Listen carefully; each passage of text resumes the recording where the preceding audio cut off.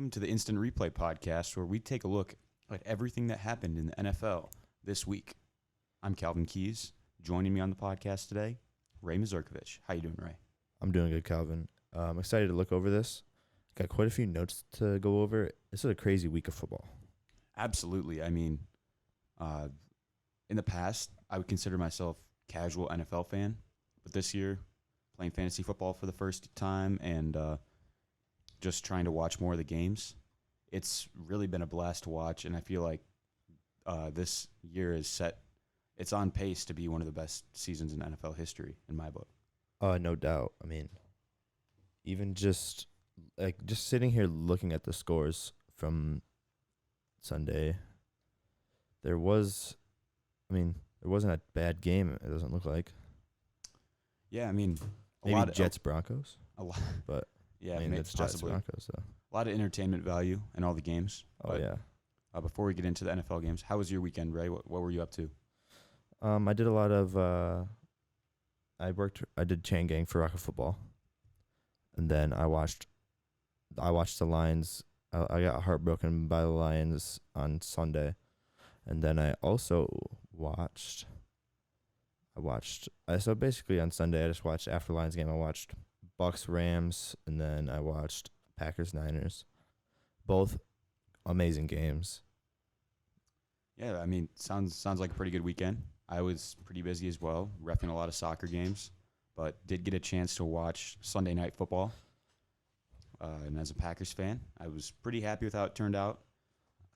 Nearly had a heart attack at different points throughout the game, but we got the W. That's all that matters. Devontae Adams, that was a scary hit. Absolutely. How did they not throw a flag on that? Personally, as much as I hate to say it, it is clean. I mean, he had just gotten his hands on the ball, and it was a little bit of a hospital pass by Aaron Rodgers, but you can't always predict what that safety is going to do, and clearly Devontae Adams could have really gotten injured. Yeah, but I will be honest, I need to take another look at the hit, but watching it live, it looked like he hit him in the head, didn't he? From one angle, it looks like he hit him in the head. Another angle, it looks like he doesn't. I'm gonna pull it up real quick just to the thing that was really interesting that I saw was that Devontae Adams, after the hit, was down for a considerable amount of time, right? And then he gets up pretty quickly and heads over to the bench, and then he's right back in the game. And everyone kind of talking about, was he concussed or not? And Devontae said in a press conference that the hit just knocked the wind out of him, that he quickly did a concussion test. The staff said he was completely fine. And then Devontae, being the best wide receiver in the NFL, just got right back out there. And led his team for a game-winning drive. Absolutely. I'm watching it right here. I mean, oh my. So if you see, look how long he has the ball in his hands, though. No, I get the cornerbacks coming over, but at that point he's already fallen down. I guess he initiates his hit before he does before initiate he the knows hit before, that the pass is going to fall incomplete. So if I'm that safety, I'm not. Obviously, he's not trying to hurt him. He's just trying to play football. That's his job. He gets paid for that. But on the other side, he was already in the air, and his feet were just about level with his shoulder. So there's no way he's going to lay on his feet and just keep going. And he was already double covered, so if I'm that cornerback, I'm not risking injuring another player and myself at that same time, because who knows, that cornerback could have landed on his wrist funny and broke it, or, I mean, don't take a big hit like that if you don't have to, Yeah, I mean, obviously no hard feelings towards the guy. I know he was doing his job, but kind of a scary play, to be honest, and just scary for any team. Glad that Devontae's okay, because he's, other than Aaron Rodgers, I'd say he's probably the heart and soul of our team. Yeah, I would agree. Being a Lions fan and hating the Packers more than life or anything else itself, it's just scary to see. Devontae Adams, great receiver. Aaron Rodgers, great quarterback. Obviously, Hall of Fame caliber. I think, here's a question. Continuing to talk about this Packers and 49ers game, which was, by the way, extremely entertaining. Probably one of the games of the season so far this year. Yeah. There's a couple of other candidates, but we think watching Aaron Rodgers, obviously week 1 against the Saints, it was pretty pathetic performance by him and by the rest of his team. But watching him now, I really think he has a chance to repeat as MVP. I think he's definitely the caliber to repeat as it. But from that week 1 loss, everybody's still so stuck up on it that they won't give him enough credit for how they bounced back. Even in his post-game press conference after that, he said, "Don't worry about it. It's one game. We'll turn it around soon." And boom, what they won 2 in a row now? I mean, yeah. 2 primetime games, isn't it? 2 primetime games. Monday night last week against the Lions, which is kind of a gimme if for the Packers. No offense to the Lions by any means. Lions made it interesting in the first half. No, I really they thought did. They were gonna. They did. They led at the beginning of the first half. I'm just saying. Yeah. I agree. I think this should be a walkover. The 49, I don't even think the Saints were that good of a team. But that's absolutely the right mindset to have for Aaron Rodgers, where it's just one game and you got to move forward. And as much as people like to hate on him, I just think he's a competitor, and he wants to win.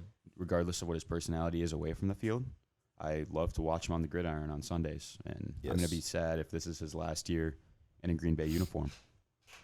All right. What did we think about the 49ers? I was actually pretty impressed by how Jimmy Garoppolo played. That's another guy people like to hate on and sleep on, but I thought he did decently well. He was 25 for 40. He threw 257 yards, 2 touchdowns, 1 pick. His quarterback rating was pretty low, but it's just because of the pick, because of the interception.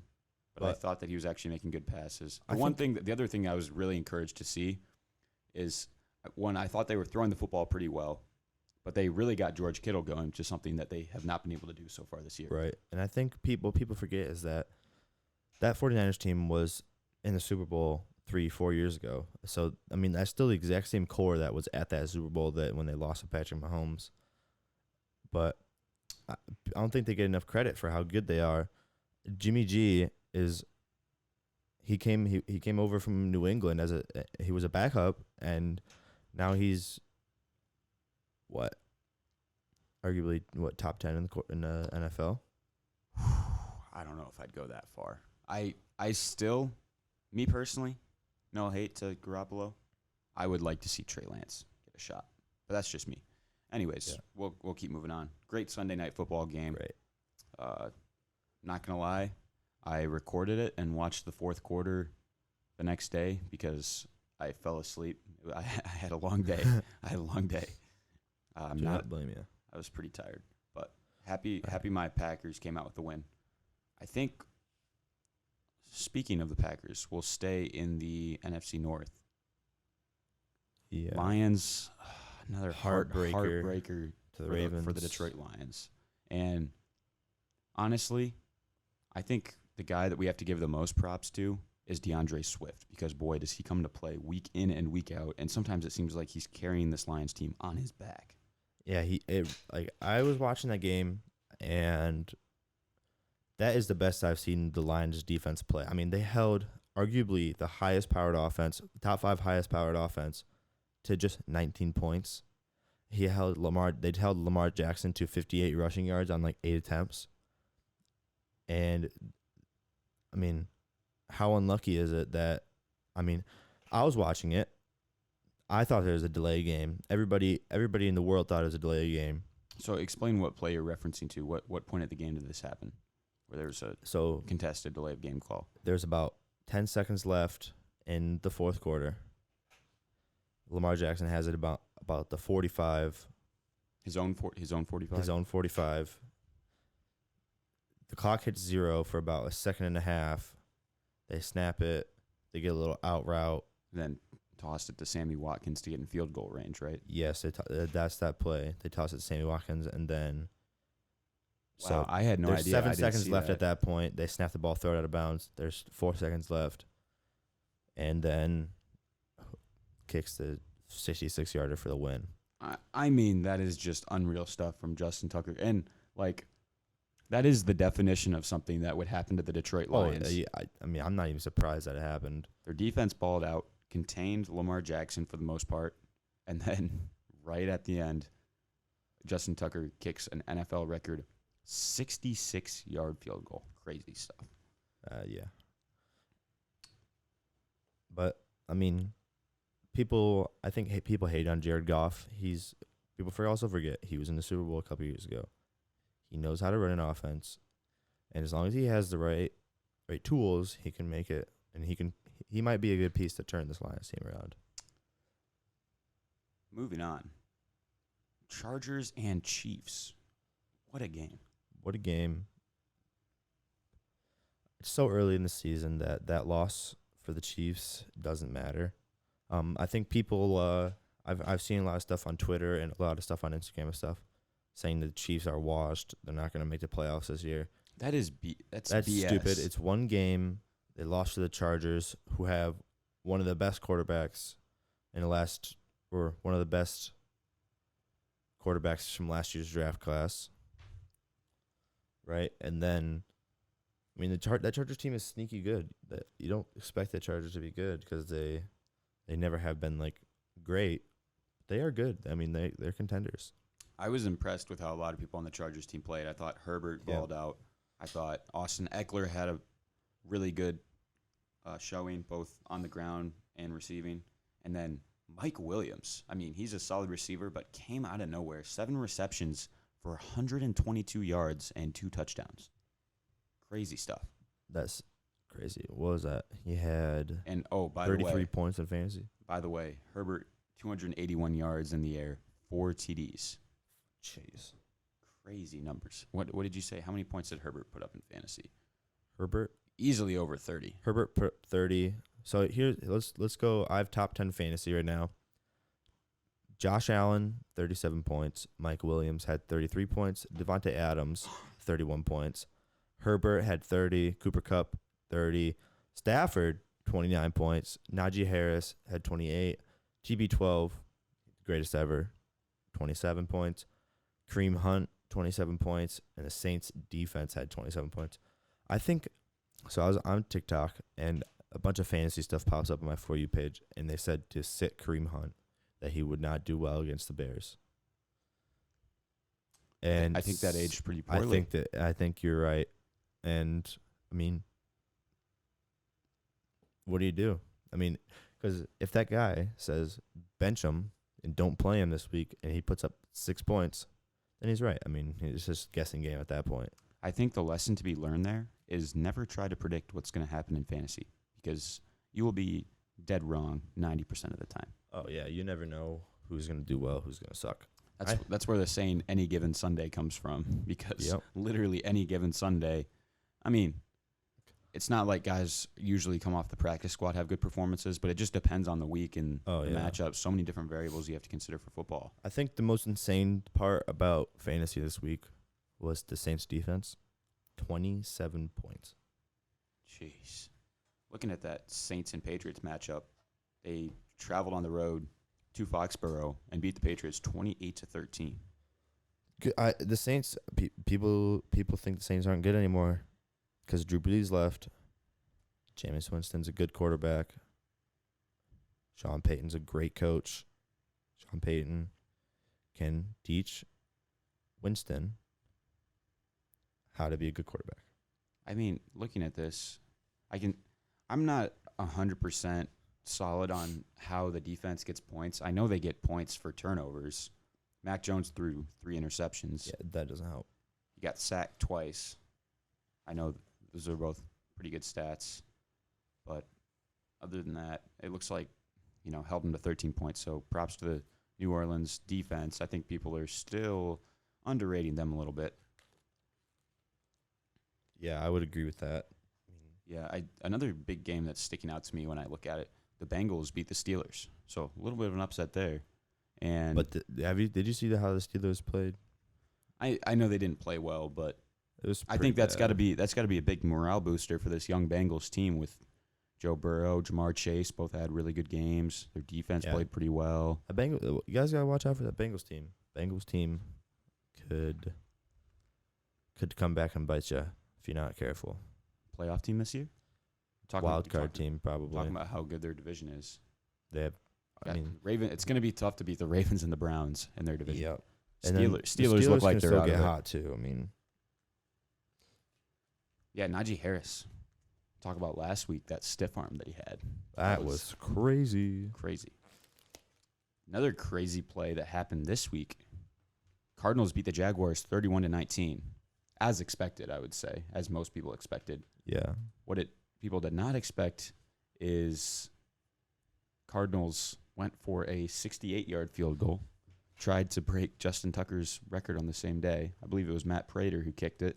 It was short, and then I guess they keep defenses usually keep their guy deep in the end zone on special teams for a reason, because Jamal Agnew caught the ball in the end zone and returned it over 100 yards for a touchdown, kick 6 for the Jaguars. That was a crazy play. That was crazy. And to think that that's only been done a couple times, right? I think Antonio Rogers-Cromartie did it one time. Makes me think of the Iron Bowl the one year. Yep. The famous call, Auburn's going to win the football game. Yep. That was crazy. But to think that, so Justin Tucker hit a record field goal, 66 yards. To think that that wasn't even the longest field goal attempted on Sunday is bonkers. Unreal. Speaking of kickers, Daniel Carlson, the Raiders kicker, you think he's the best kicker in the NFL? Who else? I think Graham Gano's pretty good too for the Giants, but you're right. I think Daniel Carlson, man, he's been clutching up week after week. Raiders beat the Dolphins 31-28 in OT to stay undefeated. But the Raiders feel like they've been involved in a number of close games, and their kicker, Daniel Carlson, always there. Derek Carr, of course, usually comes up big for them as well. So yeah. Raiders continue to roll, and, I mean, as much as we want to overlook them, they are a 3-0 football team. They're a 3-0 football team. They upset the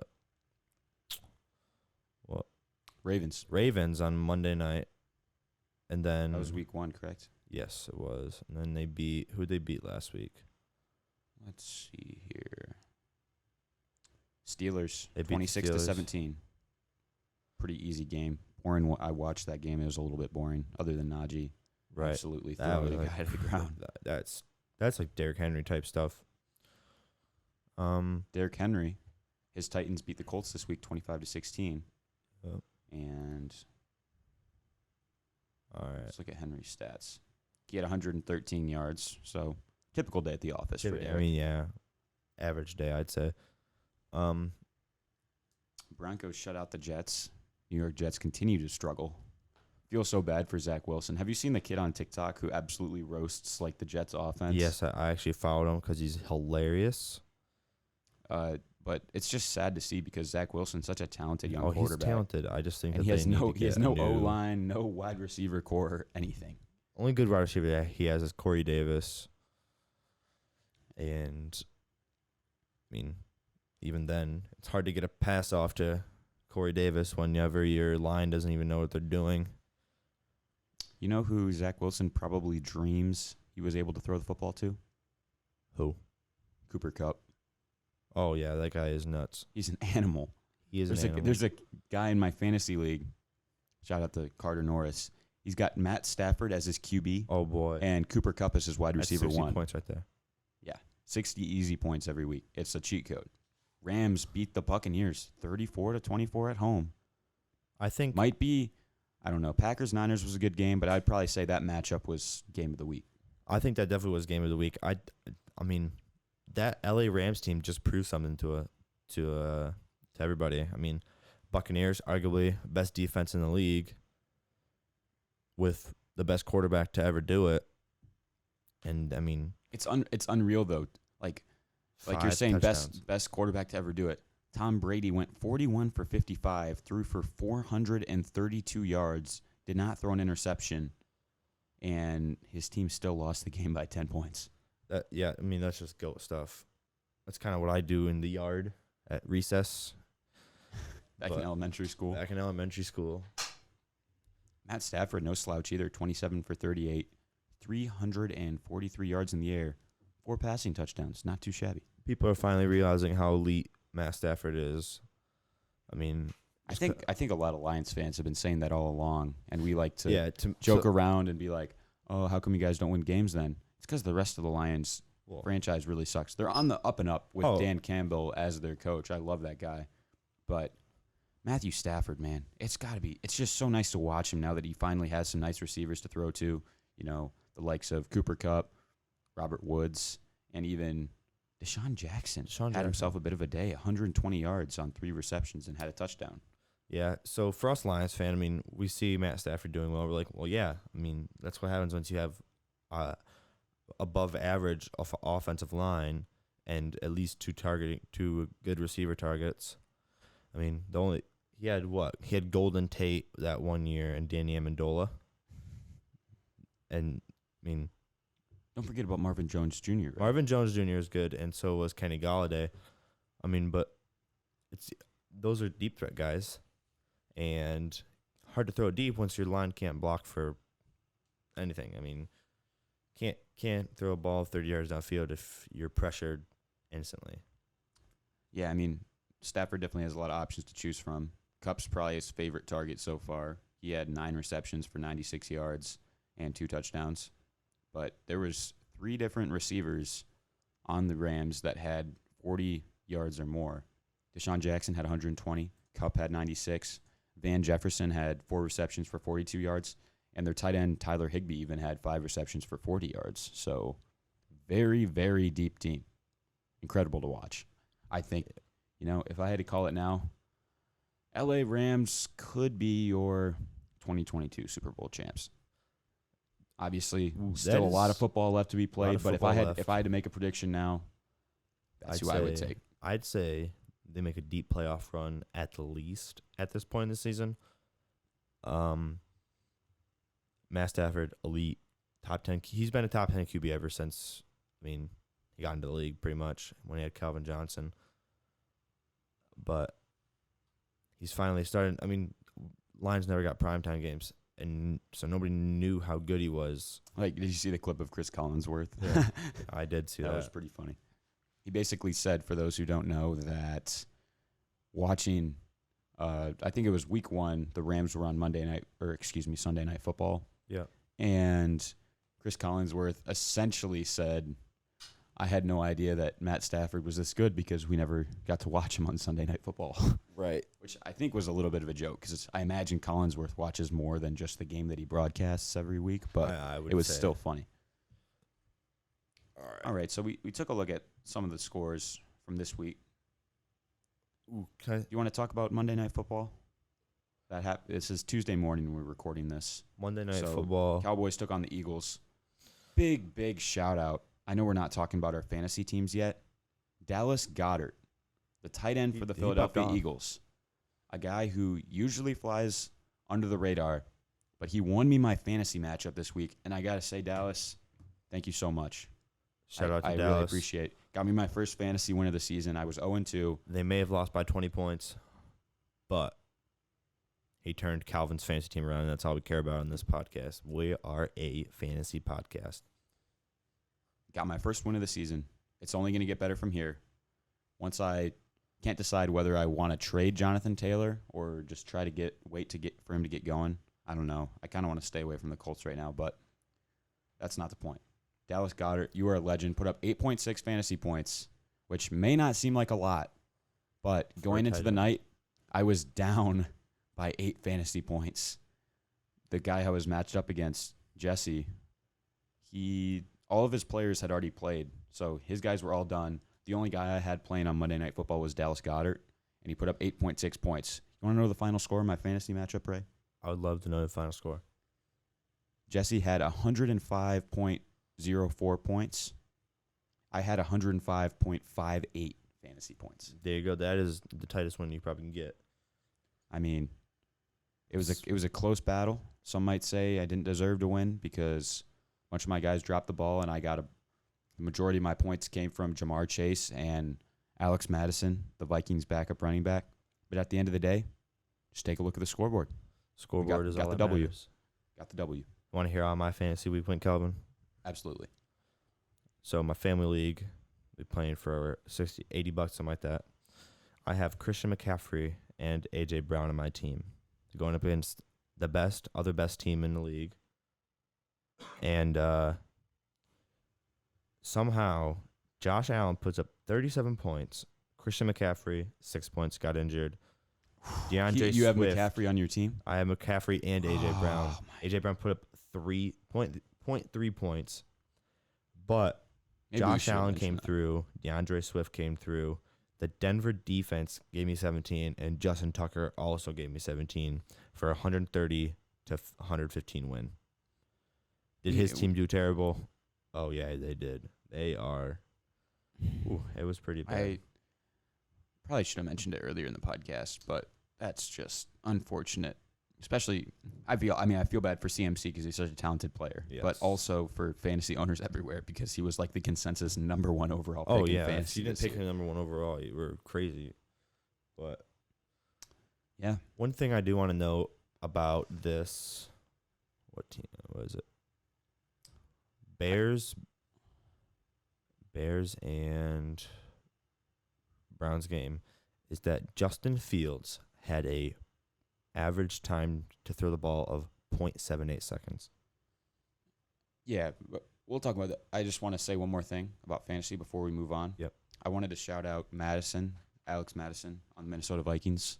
I picked him up on waivers because I saw that Dalvin Cook got hurt. And then Madison carried my team this week with 23 points. Love it. Love to hear that. 112 yards on the ground. And then one other guy that I really want to say thank you to, my wide receiver 1 and 2, Tyreek Hill and Julio Jones, both put up less than 10 fantasy points. A little bit disappointed in them. They're going to bounce back for me. But Jamar Chase, 4 receptions, 65 yards, 2 touchdowns, put up 22 fantasy points for me. It's only going to get better for the young guy. Love Jamar Chase. Yep. And thanks, buddy, for the big fantasy performance. Great young kid. Now back to, speaking of another great young kid, Ohio State alum, Justin Fields. I know, talking to my buddy who's a big Bears fan, has a lot of high hopes for him, but he's just been frustrated. Obviously, they started Andy Dalton week 1. Don't really understand that. And then still, their head coach, Matt Nagy, is just not, I guess their O-line sucks, but also their offensive scheme is not really complementing the Bears' skill set. Cleveland Browns beat them 26-6 in a blowout. Kareem Hunt had himself a day. We talked about that earlier. But, man, you get the sense there needs to be a coaching change. I mean, Justin Fields is such a talented young guy, and it doesn't feel like they're putting the team around feels him like- that they need to right now. I feel like they're not trying to build their team around a young star. I mean, he went to Ohio State. He succeeded at Ohio State. Why isn't he succeeding in the NFL? Probably his coaches and his coach's scheme. And once your coach's scheme doesn't fit your player and your offensive line gives you an average of 0.78 seconds to throw the ball, it's Like- very, very hard to succeed. It's kind of like the New York Jets offensive line. Yeah, I mean, that dude back there, Zach Wilson, right? Yes, sir. He's just getting lit up every game. I mean, but build yourself a young offense around that guy, and you have a playoff run in 2-3 years. Absolutely. Well, great talking with you about how the games went this week. Before we end today's show, let's make some predictions for week 4 of the NFL season. Week 4 predictions. Starting with Thursday Night Football. The Jacksonville Jaguars and the Cincinnati Bengals. It will be at Paul Brown Stadium in Cincinnati. For me, the choice is pretty easy. Jaguars struggling under Urban Meyer. Trevor Lawrence having trouble getting comfortable back in the pocket, not getting a lot of pass protection, similar to the New York Jets situation or the Chicago Bears. Another young quarterback not really getting any support from his team. And the connection we saw from Joe Burrow and Jamar Chase this week and the way their O-line and their defense played, I think it's just the Bengals are just going to keep on rolling. They'll get the W. I think you're right. Bengals over Jaguars. You want to do score predictions?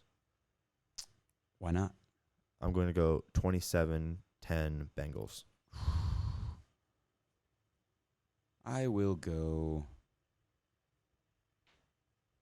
similar score. We'll go 20-7. 20-7. All right. We're not going to predict every one of the Sunday games this week. We'll just focus on some of the bigger ones. The hot ones. I do want to predict. I think the Titans will run over the Jets. Titans will run over the Jets, you think? Yeah. Absolutely. I think a good score for that one. 42-6. Really? Yeah. My prediction was gonna be 35-7, but pretty similar scores. So, yeah, I think the Titans win big. Lions and Bears. I think the Lions are gonna get their first win of the season this week. I think the Lions do pull it off. The way their defense played there against Lamar Jackson and that Ravens offense. I mean, if they play like that the rest of the season, I mean, they have a chance of really turning that franchise around. 17-14 final. Detroit wins on the road at Soldier Field. I'm going 20-17. Detroit wins on a game-winning field goal from 37 yards out. All right. Moving along here, we have the Panthers and Cowboys. This one could actually be more interesting than people will give it credit for. Panthers, undefeated team, 3-0, even without CMC, Sam Darnold, playing well for them. And then the Cowboys with a confidence-boosting win last night on Monday Night Football against the Eagles. It's tough. I'm going to go with the underdog here. I think the Panthers are going to stay undefeated. I want to see the Panthers win. I'd love to see the Panthers get a big win. I'd love to see that. Especially because I'm trying to get Chuba Hubbard on waivers for my fantasy league, and I would love if he got a lot of touches. So we'll go with the Panthers. We will say, I think this will be a more high-scoring game. We'll go 30-24 Panthers. I'm going to go 35-28 Panthers. All right. What's another one that we want to predict? Seahawks-Niners. Seahawks-Niners. Yeah, that'll be a good game. I think I'm going to go with the Seattle Seahawks in this one. I think I'm going to also go with Seattle Seahawks in this one. I think I'm going to go with a nice defensive battle of 17-10 Seahawks. I'll be right with you. I'll change it a little bit. We will go 21-14 Seattle. Cardinals-Rams. Be a great game. Oh, yeah. Looking forward to that one. Kyler Murray, man. Can he keep his run of dominance going? 2 undefeated teams playing in week 4. One of them is going to have a loss after this week, which is crazy to say because those are 2 of the top teams in the league. It's tough, but I am not betting against the Matt Stafford and Cooper Kupp connection going on in Los Angeles. I can't go away from my boy Matt Stafford. I could easily see the Cardinals coming out with it too, though. I mean, it's anyone's game. I think the Rams are better on both sides of the ball, though. So I will go with them. We'll go 27-20 Los Angeles. All right. I'm going to go 23-17 Rams. All right. Steelers and Packers. Packers going to blow them out. Yeah. Blowout win for the Packers. Go, Pack, go. They're going to keep rolling. Ravens-Broncos could be interesting. It could be. Don't forget, the Broncos are undefeated. Broncos defense, underrated. The Broncos are a undefeated team. The Buccaneers and the Raiders both have another primetime game.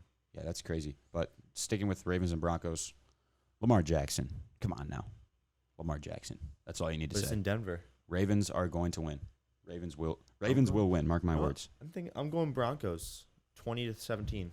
I think this is the first time we disagreed with each other. Yep.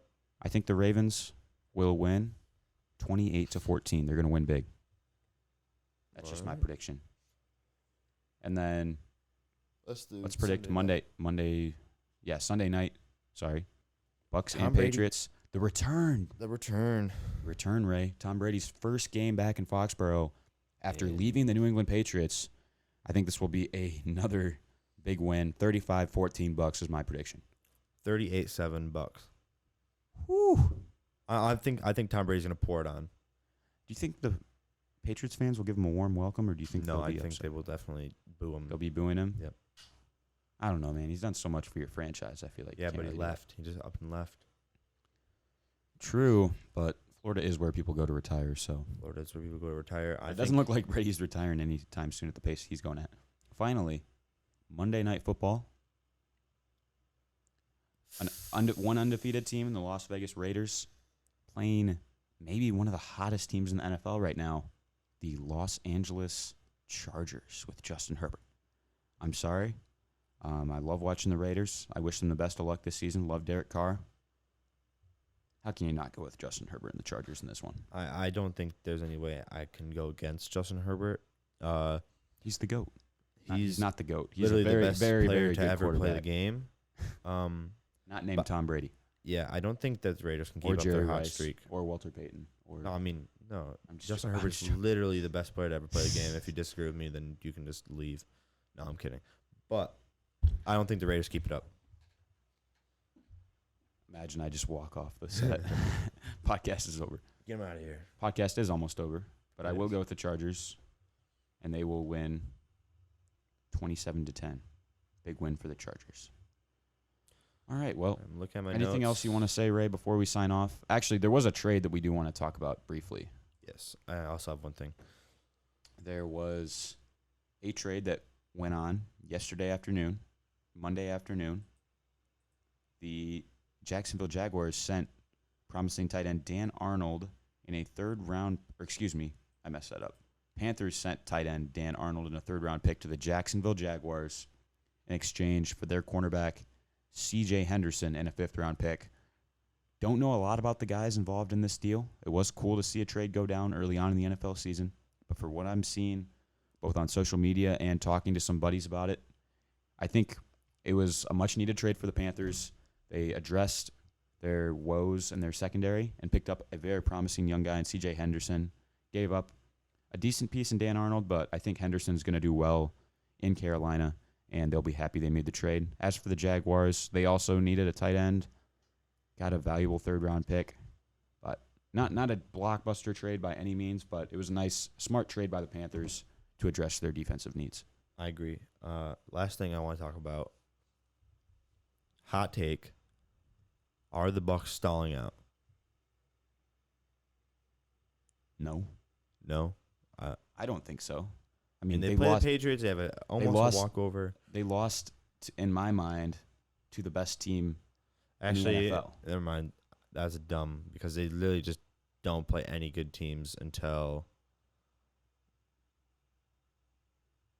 Yeah, they have a very easy schedule from here on out. They have like Yes, they just lost to the LA Rams, who in my mind are the best team Until in the they play NFL and the Super Bowl, Saints. my Super Bowl favorite. But there's nothing to regain your confidence like going and trashing the New England Patriots the next week. So the Buccaneers don't play a decent team until week 8. So that was a hot take, but it was a bad take, is what it was. bad, horrible take. But I'm gonna go calling it right now. Saints beat Buccaneers on October 31st. I guess we'll just have to wait and see. That's what, still a I'm couple saying weeks it. away. Oh, it's Couple weeks away. multiple weeks away. Lots of weeks away, some would say. All right. It's been great talking with you Easy today about schedule. the NFL, Ray. Thanks to All right. everyone who tuned in. And, yeah, shout out again to Dallas Goedert. Dallas, I love you. You're the GOAT. Best player to ever play. Love you. I thought that was Justin Herbert. Yep. Anyways, thank you guys for tuning in. Hope you have a great week and can't wait to See you next week. see you next week. Thanks for listening to the Instant Replay Podcast with Ray Mozurkewich, Calvin Keyes, and Jack Irvin. The Instant Replay Podcast is an NFL podcast brought to you by the Mount Pleasant GI Tech Digital Media Program.